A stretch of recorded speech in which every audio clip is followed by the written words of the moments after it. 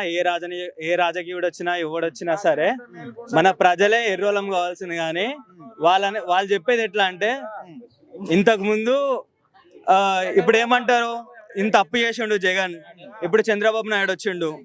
మరి చంద్రబాబు నాయుడు గెలిచినప్పుడు జగన్ అప్పులు చేసిండని చెప్పేసి ఆయన డ్రాప్ కావచ్చు కదా చంద్రబాబు నాయుడు. అట్లా కాడు. ఇప్పుడు ఏదో ఒక టాపిక్ తీసుకొద్దామని చెప్పేసి ఎట్లన్నా టీడీపీని హైప్ చేద్దామని చెప్పేసి పవన్ కళ్యాణ్ని వాడుకున్నారు. ఎంత వాడుకోవాలో అంత వాడుకున్నారు. ఆ డిప్యూటీ సీఎంని చేయొచ్చు, మనం అది చేయొచ్చు, ఇది చేయొచ్చు అని చెప్పేసి అంటే పవన్ కళ్యాణ్ ఫ్యాన్స్ ఎర్రోల్లాగా వీళ్ళకి ఓటులు వేస్తారు, అంతా గెలిపించేస్తారు అని చెప్పేసి ఆయనని మంచిగా వాడుకోర్రు. ఇప్పుడు అయిపోయింది, ఒక 1 year దాకా, ఒక 6 months 7 months దాకా వచ్చేస్తుంది.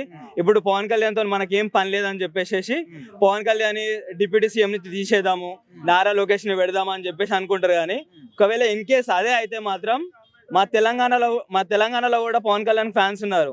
మేము ఆంధ్రాకి వెళ్ళి ఆంధ్రాని మొత్తం తగలబెట్టడానికన్నా మేము సిద్ధం. ఎందుకంటే నారా లోకేష్ ని సీఎం చేసేస్తే అది ఎవరు చేయడనా? ఇప్పుడు చంద్రబాబు నాయుడు తర్వాత కంపల్సరీ కావాల్సింది మన పవన్ కళ్యాణే. ఎందుకని ఏ అర్హత ఉందంటారు?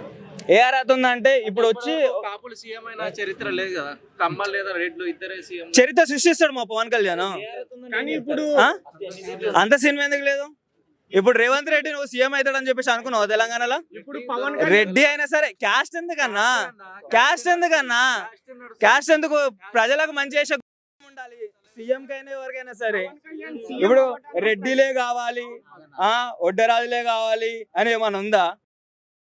ఏమనుకుందో 10 వచ్చింటే వాడు మంచిగా చేస్తే ఈసారి కాదు ఇంకో 10 ఏళ్ళనే వెళ్తాడు.